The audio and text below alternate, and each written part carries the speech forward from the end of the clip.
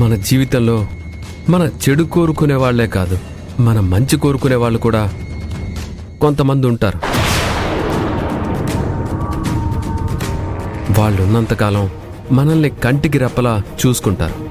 అలా నన్ను కంటికి రెప్పలా చూసుకునే నా వైఫ్ నా జీవితంలో ఉంది.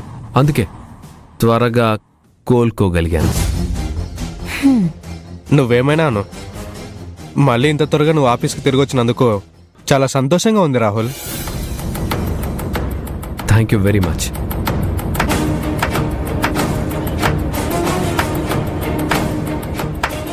Welcome back to our office Rahul. నీకు మన కంపెనీ అన్నా, నువ్వు చేసే పని అన్నా నీకెంత ఇష్టమో, ఎంత గౌరవమో నాకిప్పుడు బాగా అర్థమవుతుంది. ఇలా కోలుకున్నావో లేదో అలా ఆఫీస్కొచ్చేసావు అంటే ఒక మంచి పనివాడికి ఉండాల్సిన లక్షణాలు నీకు పుష్కలంగా ఉన్నాయి. పనిని గౌరవించేవాడే పైకొస్తాడు. పనిచ్చిన వాళ్ళని గౌరవిస్తే ఇంకా పైకొస్తాడు. వాడిప్పుడిప్పుడే తెలుసుకుంటున్నట్లున్నాళ్లే కనిష్క. పైకి రావాలంటే పనిచ్చిన వాళ్ళని గౌరవిస్తే చాలు. పనిచ్చిన వాళ్ళ చెప్పు చేతల్లో ఉండాల్సిన అవసరం లేదు.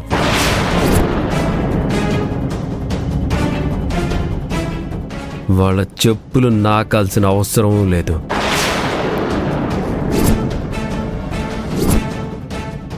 ఎవరినుద్దేశించి మాట్లాడుతున్నావు నువ్వు?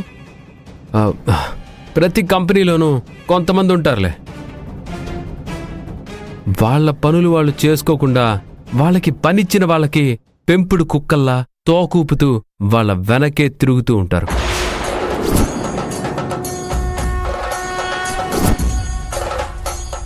అది తోకూపుతూ తిరగడం కాదు రాహుల్, తనకి జీతం ఇచ్చిన వాళ్ళతో మర్యాదగా నడుచుకోవటం. ఇలాంటి విషయాలు నీకింకా నేర్పించాలి. మీ అన్నయ్యకి నేర్పించినట్టే నీకు కూడా నేర్పించమంటావా? నువ్వు నేర్పిస్తే నేర్చుకునే పరిస్థితిలో నేను లేను గాని నీకే నేనొక విషయం గురించి నేర్పించాలి. నీ క్యాబిన్లోకి వెళ్దామా?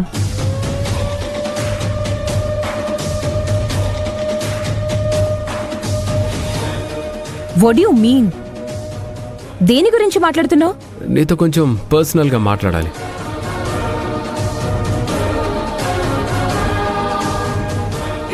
పాపం, కొన్ని విషయాలు అందరి ముందు మాట్లాడడానికి మొహం చెల్లట్లేదనుకుంటా.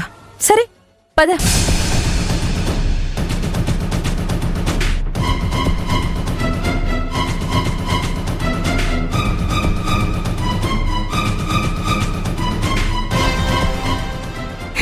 ఇప్పుడు చెప్పు.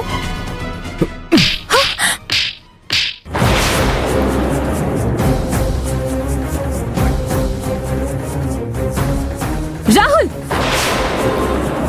What is this? నా మీద చెయ్యి చేసుకుంటావా? చెయ్యి చేసుకోవటం కాదు, చంపి పాతరయ్యాలి. అసలేమనుకుంటున్నావు నా గురించి? నువ్వు చెప్పినట్టు వింటున్నానని, నీ చెప్పు చేతల్లో ఉంటున్నానని, నువ్వు చేసే ప్రతి పనికి మౌనంగా ఉంటాననుకోకు. ఇప్పుడు నన్నెందుకు కొట్టావు? దానికి కారణం చెప్పు. ఈ బహుమతి నువ్వు నా భార్యని చంపాలని అనుకున్నందుకు. చూడు కనిష్క, నువ్వు నన్ను ఎన్ని తిప్పలు పెట్టినా నేను భరిస్తాను.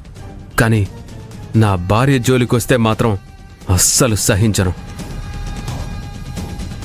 గుడిలో కూడా అభి నాట్యం చేసేటప్పుడు గాజు ముక్కలు వేయించింది నువ్వే. అది రుజువు కాలేదు కాబట్టి ఒక్క చెంప దెబ్బతో వదిలేశాను. లేకపోతే ఆ చెంప ఈ చెంప కమ్మిలిపోయేలా కొట్టుండేవాణ్ణి.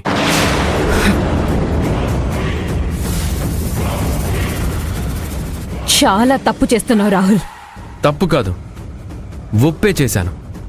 ఇది ఎప్పుడో చెయ్యాల్సింది, కాస్త లేట్ అయింది.